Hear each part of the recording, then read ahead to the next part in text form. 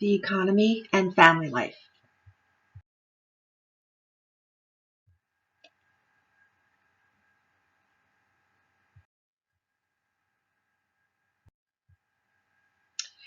The economy affects not only an individual's personal life, but the economy affects the daily life of families, including prospects for the future.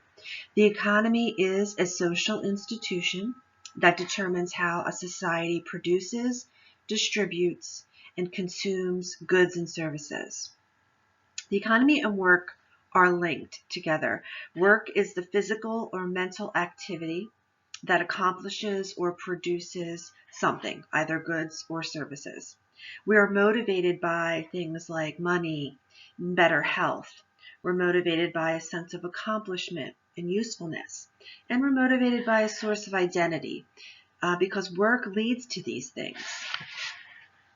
Work also provides us with a sense of stability, order, a daily rhythm over the life course that we don't get from many other activities.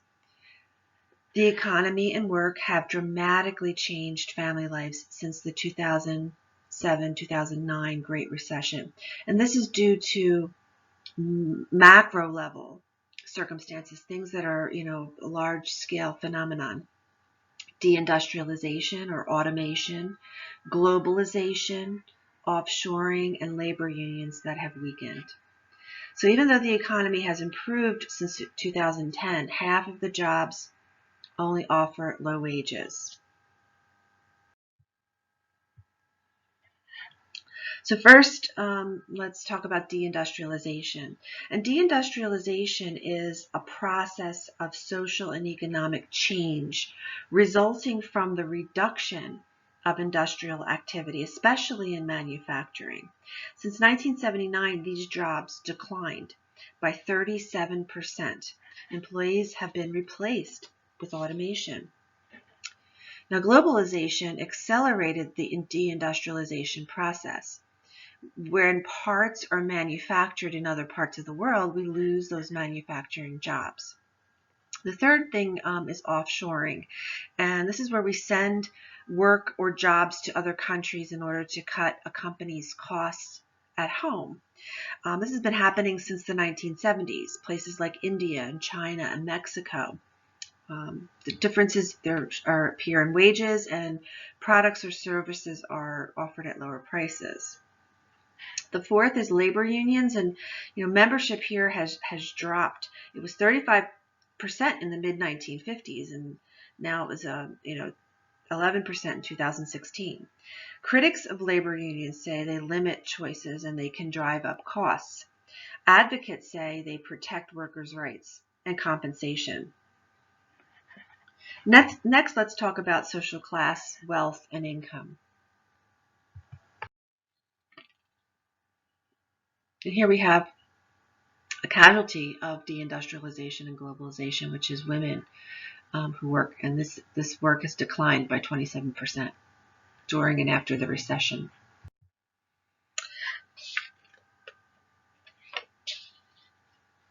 Okay, so, we want to think about things like social class, wealth, and income. And we ask ourselves, the question, do you think money can buy happiness?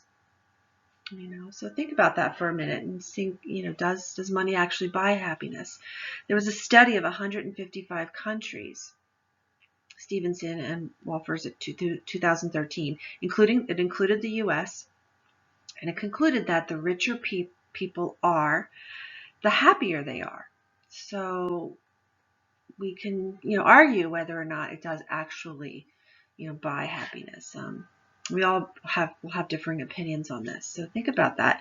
Let's define some things. Social class. And social class are groups of people who have similar standing or rank based on wealth, income, education, power, prestige. These are all valued resources. Wealth is the money and economic assets that a person or family owns. These include things like property, real estate, stocks and bonds, retirement and savings accounts, personal possessions like cars and jewelry, and income. Now, income is the amount of money a person receives in wages or salaries, and also may include things like rent, interest on savings accounts, dividends, stocks, the dividends on stocks, and the proceeds from business. The 3 points I'd like to make is that U.S. wealth and income inequality is greater than any other Western industrialized nation. U.S. wealth and income inequality has risen since the 1960s. The rich are getting richer. The middle class is actually shrinking, and the lower class has gotten poorer. So on the top 3% of Americans owns 54% of all the U.S. wealth, and the bottom 90% of Americans owns only 25% of the wealth. So this is a good example of how the rich are getting richer. The number of middle class families has been decreasing. So we say they've been shrinking, and this has been decreasing and getting poorer due to a lot of the spending habits, but also some macro level variables, those large scale influences in society, like the economic downturn has impacted middle class families. People in families who already are, depending on their salaries and wages and not the inherited wealth that maybe the wealthy have. And then we have the lower and working class families. Typically, they don't have college degrees. They have little accumulated wealth, and they typically work in, retail, service industry, low skill manual labor occupations. And then we have the working poor that make up about 23% of America's poor.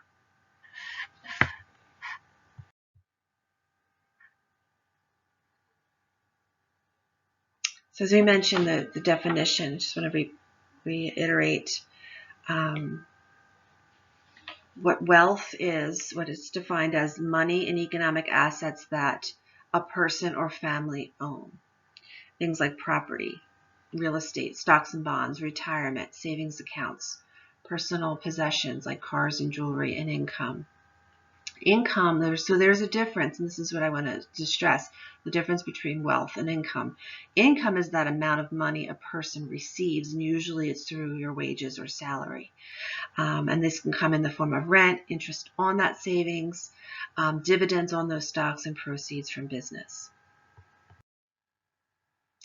And this is an illustration of what I had mentioned about the distribution of wealth versus the distribution of income. You see the top 3% of Americans have 54% of the wealth.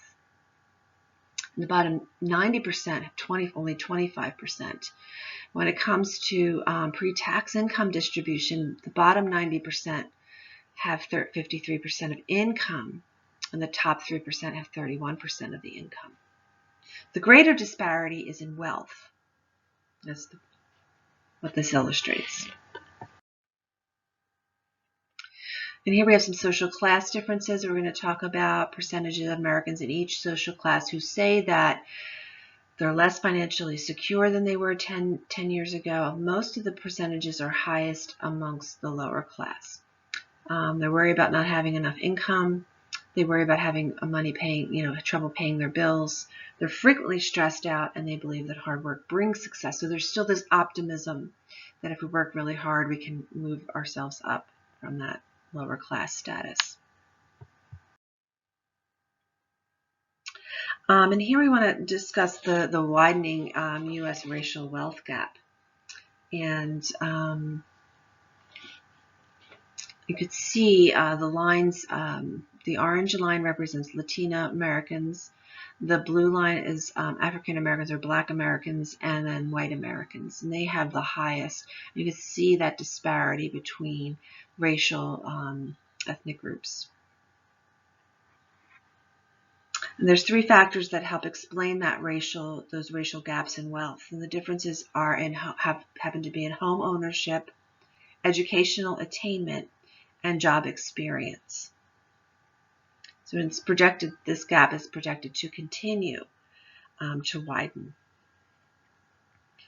The average Latino family has 15%, and the average African American family has 13% of the wealth that an average white family has accumulated. So now let's talk about how the economy affects families. And there are 5 ways that the economy affects families. First, in order to survive, many family members are working low-wage jobs and also non-standard work hours. Minimum wage nationally is still $7.25. Private businesses might offer more, maybe $10 or $12, and I believe New Jersey is, last I checked, on par to be about $10, and we're still, based on the minimum wage table, New Jersey is expected to increase in increments.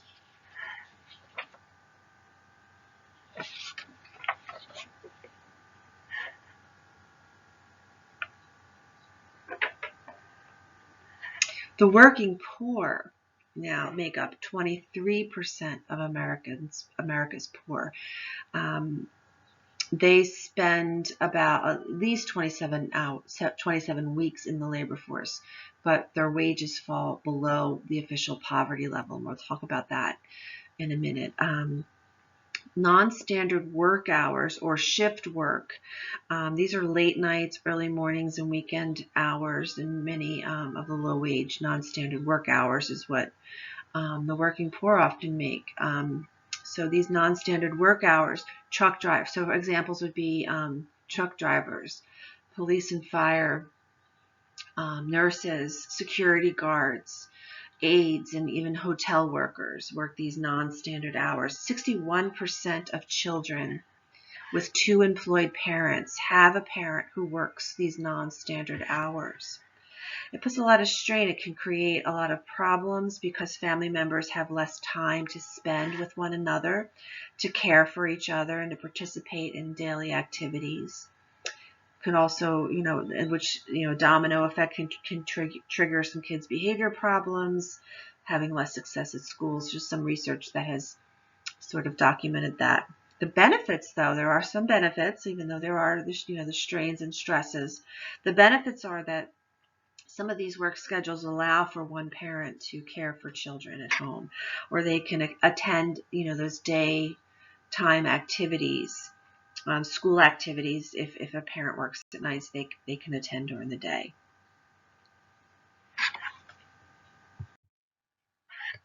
Next, we have part-time work, and this has increased. It increased during the recession back in 2000, when it started in around 2006, 2007, 8.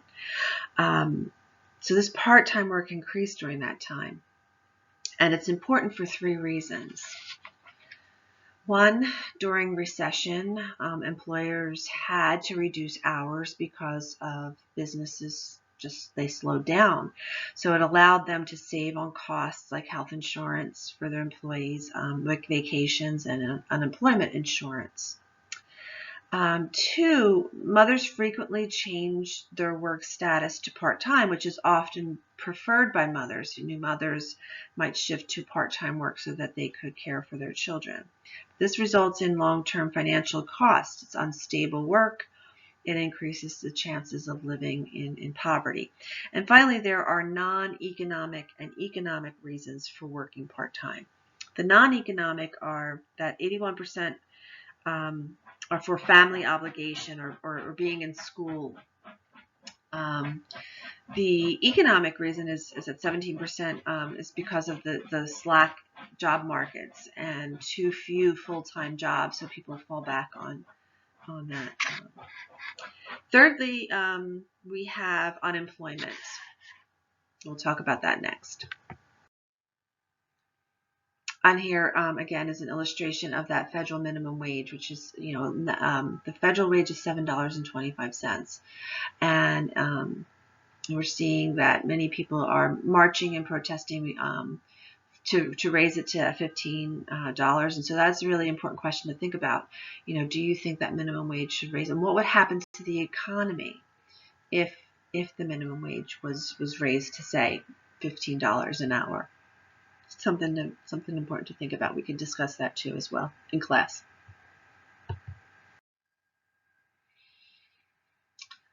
Just some further illustration of what we just talked about, mother's work preferences.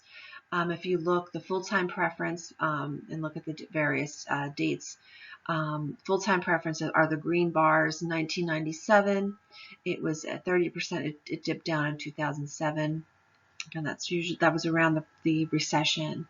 And now we've seen an increase in 2012, again, of that full-time preference, mothers working full-time. The yellowish or orangish colored bars are part-time preference for mothers. At 44% in 1997, it went higher in 2007, just dipped down a little low in 2012. And then we have the blue bars, which are mothers who prefer not to work at all. And so having that option and seeing how that percent has actually declined since 1997. Now we have unemployment. Third, it causes widespread hardship, but it affects some groups, some sectors more than others. For example, Blacks and Latinos, government employees, construction and manufacturing, and those with less than a high school education.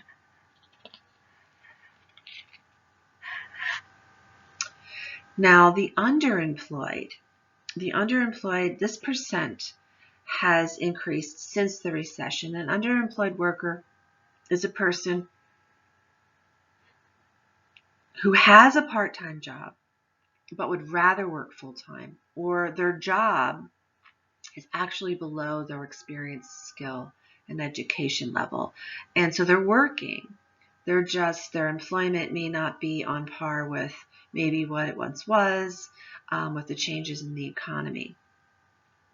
So they're better off than unemployed, but they still experience stress, worry, sadness, anger, and even depression. Now, it is discouraged workers that are the hidden unemployed. So this would be a person who gave up, stopped searching for a job because they believe that job hunting is futile. These are hidden unemployed. They're the workers that have skills, but there are just no jobs out there for them. If the unemployment number included part-time workers who want to work full-time, the underemployed, and discouraged workers, the rate would be 24%. So it would be actually much higher than the reported unemployment rate that we have measured. At the time of writing my notes, it was 4.8%. I almost was hesitant to compare those two percentages because, during this time of the pandemic, I think the unemployment rates are a little bit different right now. But back when I wrote the notes on this chapter, the rate would be 24% if we included those different categories. This means that bottom line is that it means that millions of families are poor. So that's what topic we'll discuss next, is poverty. Excuse me.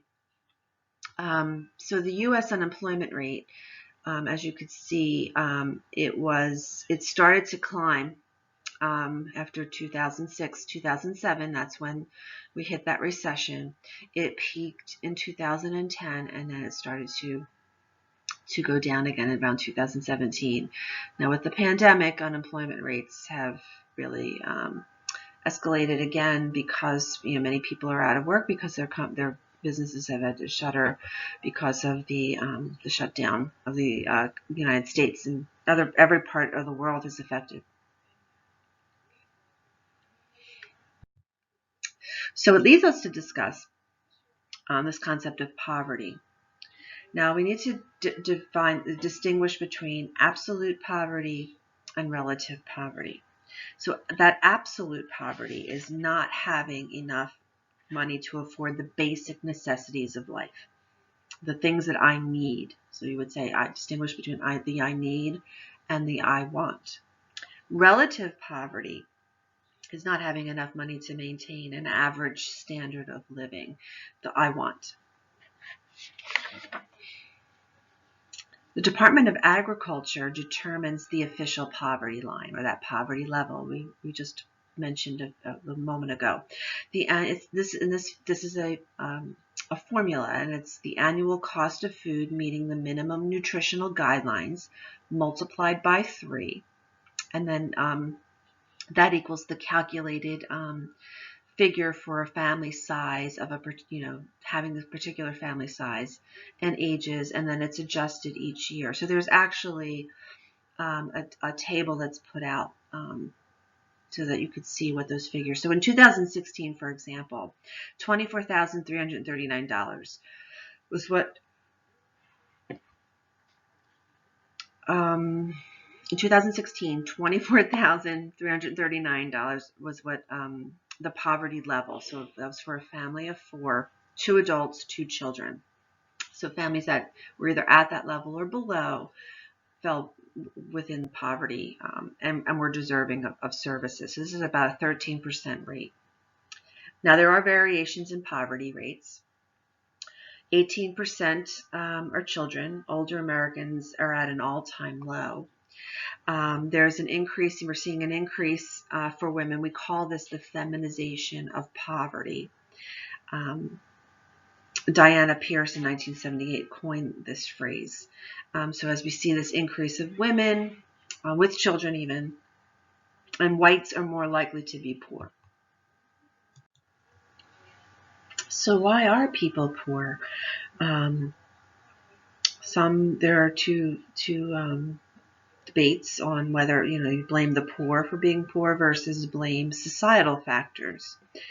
And there's this phrase called the culture of poverty that's been used, and in the culture of poverty, poor people are considered to be in some way deficient. They share. So this theory contends that whether you believe in it or not, or advocate for this theory or not, but the idea behind this theory is that poor people are deficient and that they share values, they share beliefs.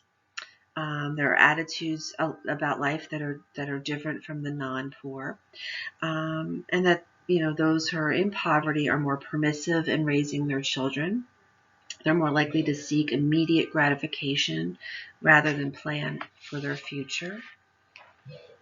Now, that's could be consensus among one side of the argument, but scholars and social scientists believe in the more macro societal factors to blame poverty.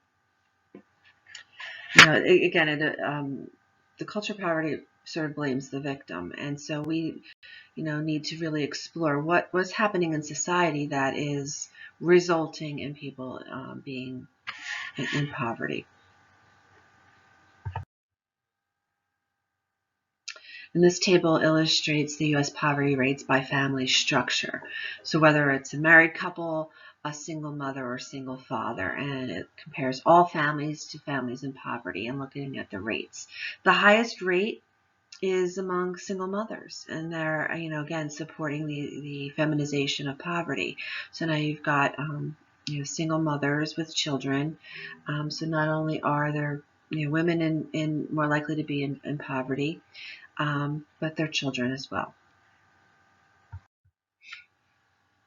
So next, the fifth thing we're going to talk about here is homelessness, and this is one of the most devastating consequences of poverty.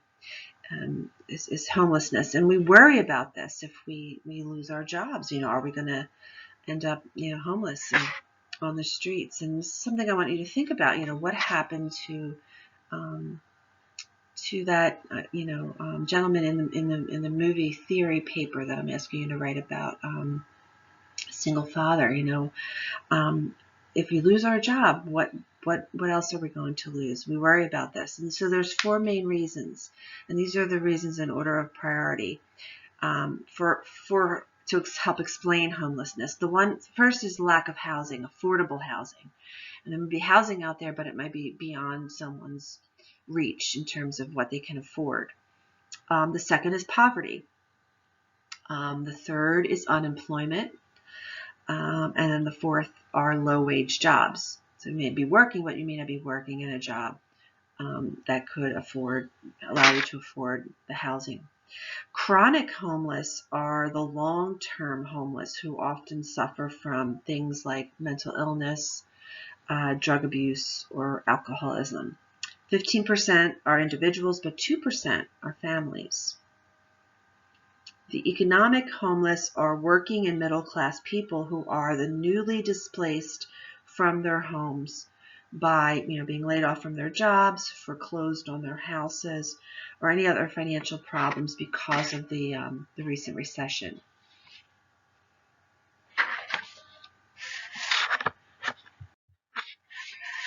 Next, we're going to talk about women's and men's participation in the labor force.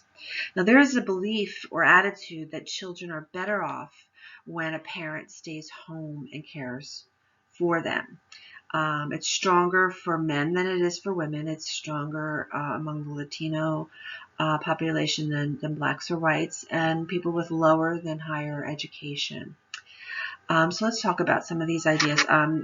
First, we have the changes in the workforce. One of the most dramatic changes in the U.S. during the 20th century was women's increasing workforce participation, especially since 1980. So the number of stay-at-home moms plunged from it was 60% in 1970 to about 29% in 2015. So it was cut in half. So more than half of all U.S. women with children less than a year old work. They work longer during their pregnancies, and they return to work much more quickly. There's two basic reasons men and women work outside of the home, and the one is supporting themselves and their dependents, and then the other reason is for personal satisfaction.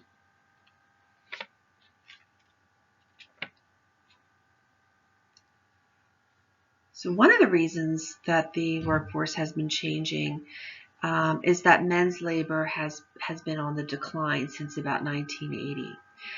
So we have macro level reasons, which is the larger scale societal influences, and then there's micro level reasons, which are the smaller scale interpersonal face-to-face sort of level reasonings.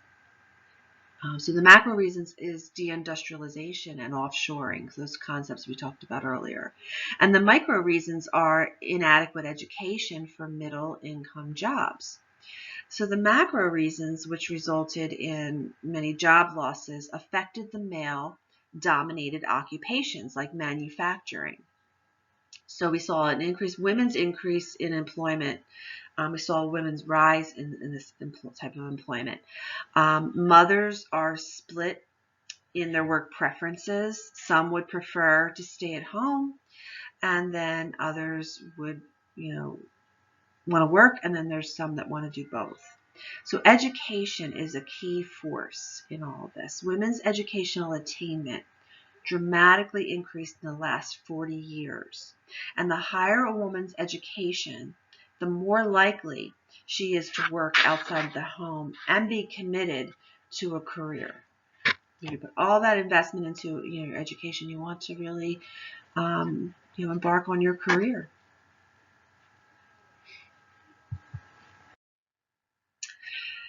So that this table illustrates women and men in the labor force, and the women as a percentage of all workers. And if you see way back from 1890, that's what this starts. We see the decline in men, the increase in women, and then the women as a percentage of all workers it's almost 50-50.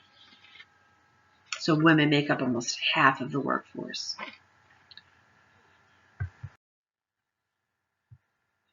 And this is according to race and ethnicity.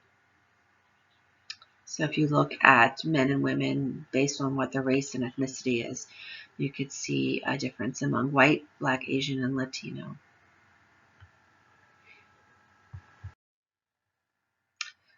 So adults were asked, if given a choice, would they rather have a job outside the home or stay at home or to take care of the home and family. And this is U.S. men's and women's, their work preferences. The green line is the percent of men who prefer a job outside the home, and the orange-ish line is the percent of women who prefer a job outside the home. And you see there was a spike in 1999, 2001. It dipped down for women in both, actually men as well, in 2000s, again, that recession. And now we've seen a climb. But again, men's participation is higher than women's preferences, participation preferences. Okay, next we have marital, economic, and family roles. When it comes to the roles that we play within our families, marital roles involve the attitudes and behaviors of adult intimate partners regarding their economic and family responsibilities.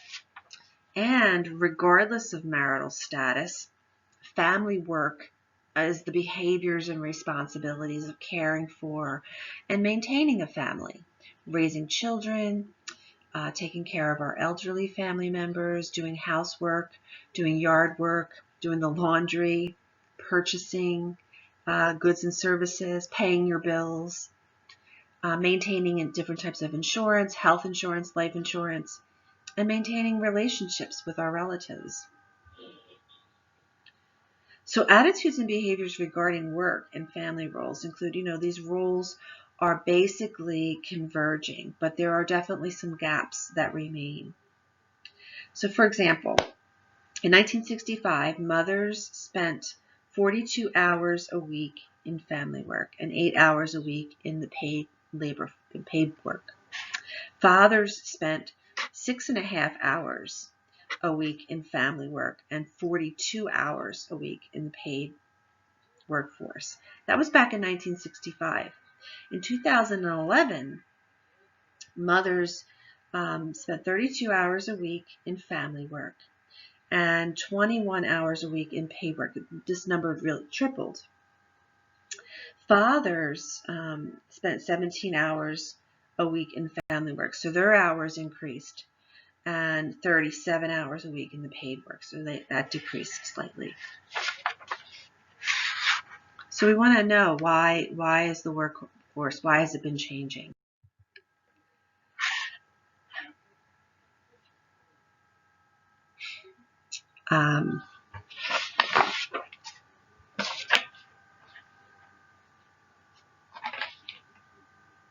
So these typically are arrangements that end up suiting the family. So we want to know, what are these arrangements that really suit a particular family. So stay-at-home dads are fewer than 30%. And some of the reasons that we would see a stay-at-home dad is that basically some is because of out of desire, they want to stay home, or obligation. It could be illness, a disability, or unemployment. And some mothers and fathers might actually switch roles, or partners might switch roles if someone is either ill, disabled, or unemployed. But there's still a stigma attached with a stay-at-home dad. They're still like, why are you not working? Or why are you staying home? Why is your partner or your spouse supporting you? So again, they often feel that stigma. Now, stay-at-home moms, which make up 26% of married families, they're labeled the traditional family. And some reasons are that they're caring for family members. Now, a two-person single career family is where we have one person who participates in the other's career but doesn't get paid. So this would be a supportive example, would be like the clergy or a military spouse, somebody who supports their spouse's career. Commuter marriage are people living, we call those people living apart together.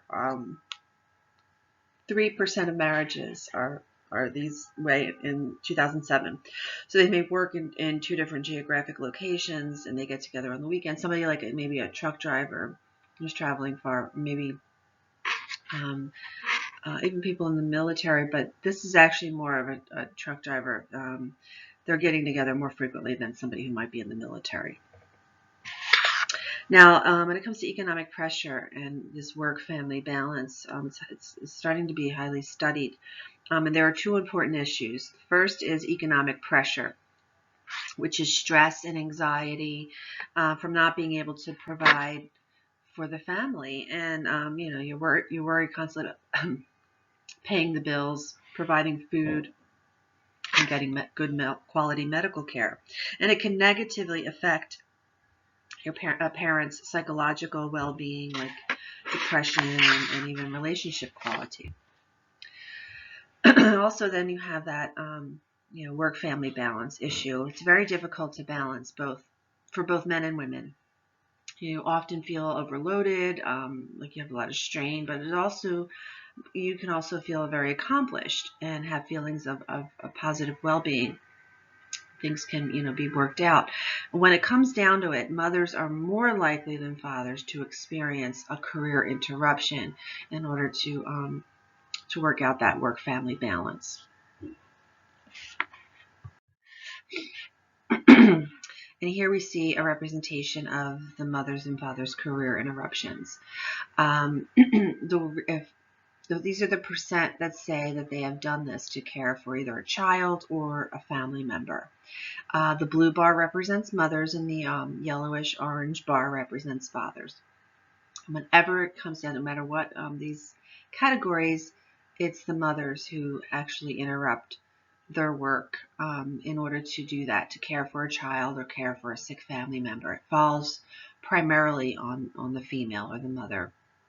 The reduced work hours, they had to take lots of time off of work. Some have even had to quit their jobs, and some have had to turn down a promotion, and it's usually the mother that would have to make that choice based on who was interviewed and studied here. Next, we have two-income families, and there are three variations in the two-income families. We have dual earner and dual career families. A dual earner is where both partners work outside the home. This is 53% of all married couple families. They're also known as dual income, two-earner, two-paycheck, dual worker couples. So despite the two incomes, dual earner families are seldom affluent. Only a small fraction have much what we call discretionary income. Discretionary income is that money that remains after all the costs of your basic necessities have been paid for. Dual career couples are where both partners work in professional or managerial positions. They're often highly educated. The better educated, the more they earn and the more hours they often work. Then we have two full-time working parents. So among two-parent families, 67% have two earners.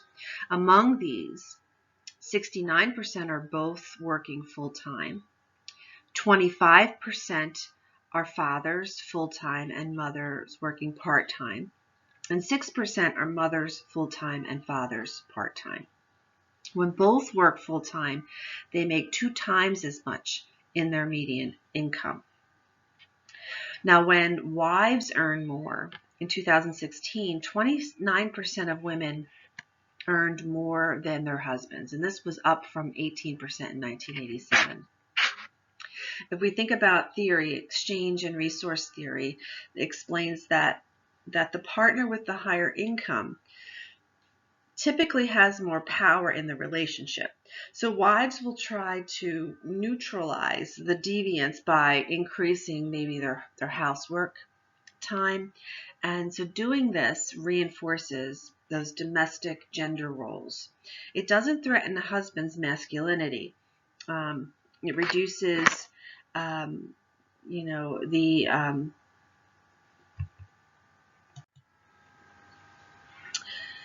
So doing so, again, reinforces domestic gender roles. It doesn't threaten the husband's masculinity. It reduces the number of jokes. People make jokes, but family and friends often make joke that the wife might, make more. And it'll help decrease interpersonal conflict.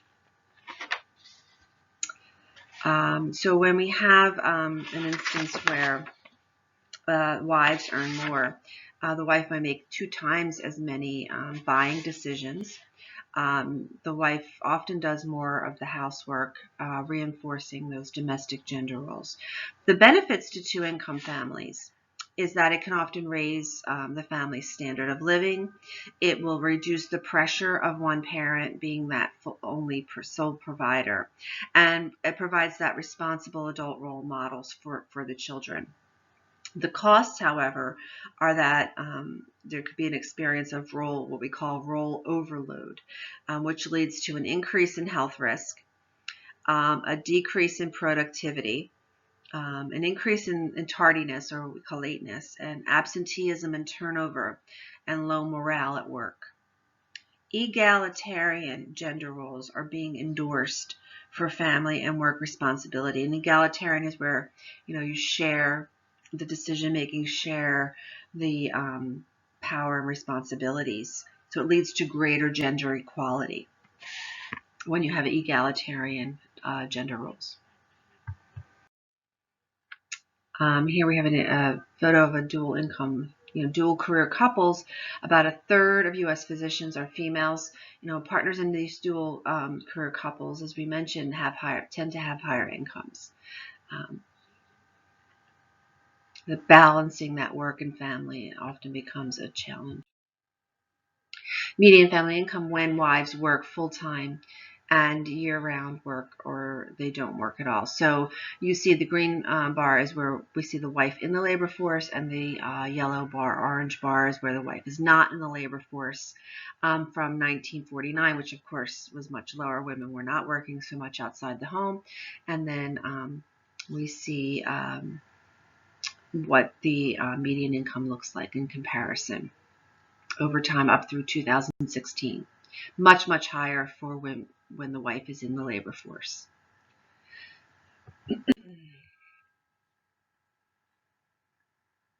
So as I mentioned, when wives earn more, they typically make twice as many of the buying decisions, but the wife also does more housework. We call that the double, the second shift. So she's working full time, but she's also doing a majority of the housework, and also reinforcing those domestic gender roles. You can have an increase, though. The benefits is that increased standard of living relieves pressure on the family, but the cost could be that there's an experience of that role overload.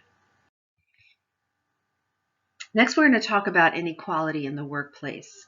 In the U.S., there are striking differences between employed women and men. So we'll talk about first women and minorities in the workplace. There are earning disparities across ethnic racial groups, but the differences are especially striking by sex. In every racial ethnic group, men have higher earnings. We'll see this in the table on table 4-5 on page 112. Next, the gender pay gap, also known as the wage gap, the pay gap, the gender wage gap. This is the overall income difference between men and women in the workplace. So for approximately 70 cents that a woman makes, men make $1. So for every dollar, I should phrase it, every dollar that a man makes, women only make approximately 70 cents. And that may fluctuate 1 or 2 pennies. But it affects women's quality of life each year, and then you start accumulating it over a lifetime. Explanations can range from, a woman's choice in her occupation, but also a lot of it has to be explained by structural discrimination. Only 50% of this wage gap can be explained by women's choice. Occupational sex segregation, when women and men are channeled into different types of jobs. And that can happen as early as high school, when Women are often steered by advisors and counselors. Since the 1970s, women have been steered in the direction of becoming secretaries and teachers and nurses and social workers. But men, on the other hand, have been steered in the direction of the STEM programs: science, technology, engineering, mathematics, computers, anything that shows strength, firefighters. Women tend to choose fields with lower pay, and men are more likely to be in those higher pay occupations. And that, again, as I mentioned, accounts for only half. The other half is more of the structural discrimination.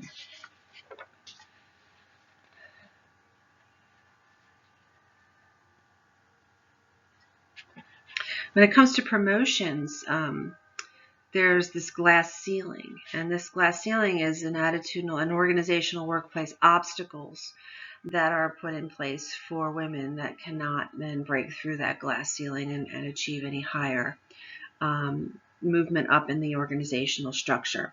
The glass elevator, on the other hand, is something that we say if men are who go into predominantly female occupations, say nursing, for example. I think the best example may be nursing, because as more and more men are entering the nursing field, we're seeing this elevation of the status of nurses as a field as a whole. There's also something that's we call the motherhood penalty, where many employers believe that mothers, compared to non-mothers, are less committed to their jobs. I had this own experience personally.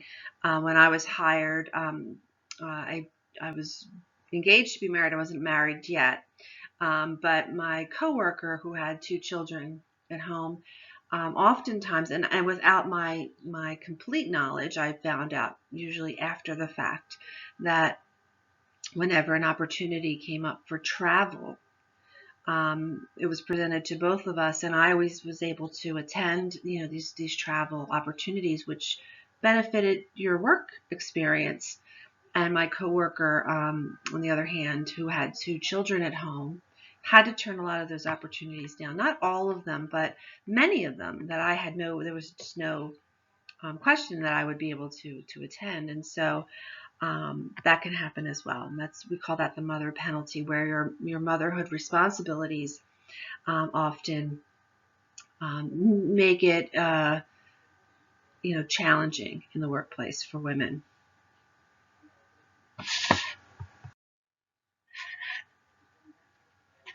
Here's what we were just talking about. So those promotions that I mentioned, the glass ceiling is where these obstacles, these attitudinal, organizational, workplace obstacles that prevent women from actually advancing in those leadership positions. Then for men, there's that glass elevator, and that benefits men, because men who enter a female-dominated occupation like nursing, even preschool, teachers, they may receive a higher wage and maintain faster promotions, especially if we consider that nursing field. And then the motherhood penalty, which I just mentioned, is where that pay gap between women who are mothers and women who aren't. If you think about, the women who aren't, like myself at the time, had benefited from various opportunities that were afforded to me that my coworker could not. And it wasn't, if she were given the choice, she would have loved to have attended some of the conferences I attended. But some things are beyond our control.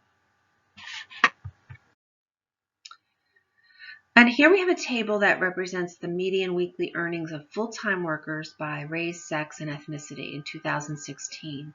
So if you make those comparisons, we can see the gender gap. Among Asians, it's 80%, whites 82%, 86% among Hispanics, and 92% for blacks.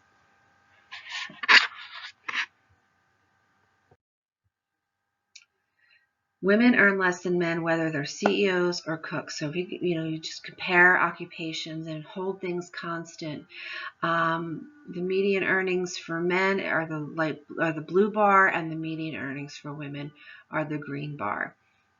So You can compare it over. There are among five of the highest, lowest paid occupations. So and the highest are to the left, the bar graph to the left, and the lowest are the bar graph to the right. And you see CEOs, physicians and surgeons, lawyers, computer information systems managers, pretty close there, but still men are making more, and financial advisors.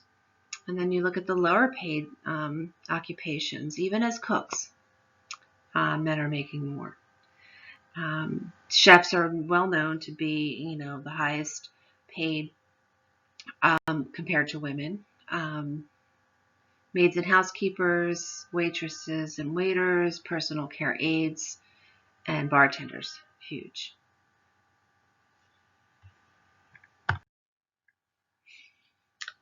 So we're going to talk about some families and workplace policies. Having supportive leave policies and flexible work arrangements form the backbone of strong employment family connections. The FMLA, or the Family and Medical Leave Act, these family medical leave policies, this FMLA of 1993 allows eligible employees to take up to 12 weeks of unpaid annual leave. And some it's guaranteed the same or an equivalent job. The benefits are that employees don't have to lose their jobs. Employees can know that they can maintain their job because of sickness, childbirth, or even parental leave. It's the law. The limitations, those are the benefits. The limitations are that workers in part-time temp positions are excluded from this. Their leave is unpaid. And the leave from the Family Medical Leave Act is unpaid. The only way you'll be able to get paid during that time frame is if your company has sort of a paid time off policy where you can have accrued some time, but it's not may not be the equivalent of what you would make if you were back to work. Covers only major illnesses that typically require hospitalization. Employees and employers may disagree about what constitutes equivalent job or substantially similar responsibilities. The state's family medical leave policies, only 11% private sector and 17% public sector have access to paid family leave.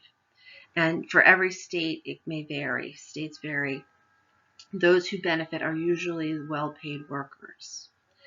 New Jersey, for example, has 6 weeks leave, pays 55 to 66% of the individual's average weekly pay.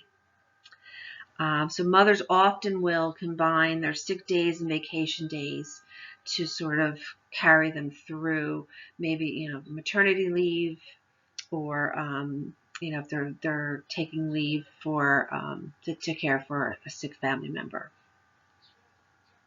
If we compare to other countries, the U.S. has no national paid parental leave policy. Out of the 190 nations, 178 offer some form of paid maternity leave, and 54 guarantee paid leave for fathers. And this is a question that's been quite under debate at American Sociological Association conference I attended.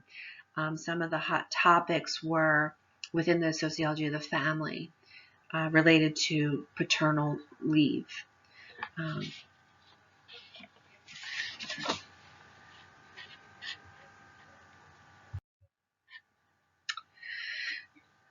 The Pregnancy Discrimination Act of 1978 makes it illegal for employers with more than 15 workers to fire, demote, or penalize a pregnant employee. Some states extend law to protect companies with as few as 4 employees. And now there's there's flex time and telecommuting that can offer a great deal of help. Flex time is when a scheduling arrangement permits employees to change their daily arrival and departure times. Women are less likely than men to have access to flex time because men are more likely to be in those higher income and managerial positions that offer such options. Women, single parents, and those with high childcare and housework workloads would benefit from workplace flexibility and at very little cost to the employer. Increased flexibility equals increased job satisfaction. You have a less stressed employee and a decrease in absenteeism. Telecommunication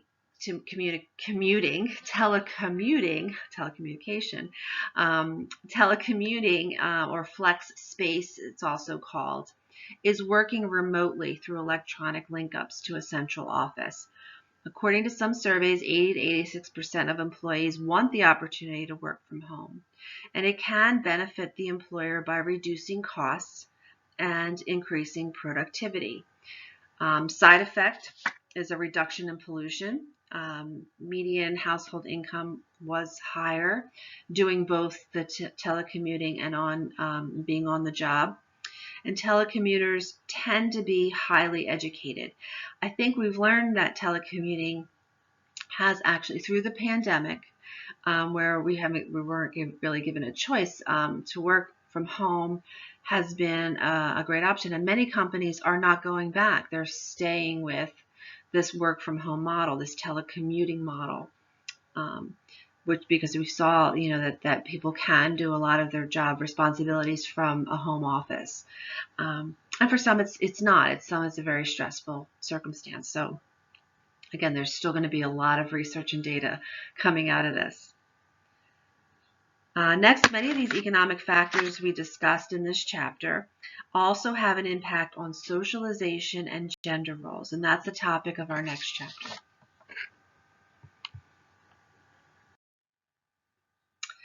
So here we have a perfect example. Look at a sales representative with a sleeping child who's able to work as well. So there are benefits to this telecommuting option, and I think many both mothers and fathers are learning to experience what this is like as a result of the pandemic. All right, so we will discuss more of socialization and gender in the next chapter.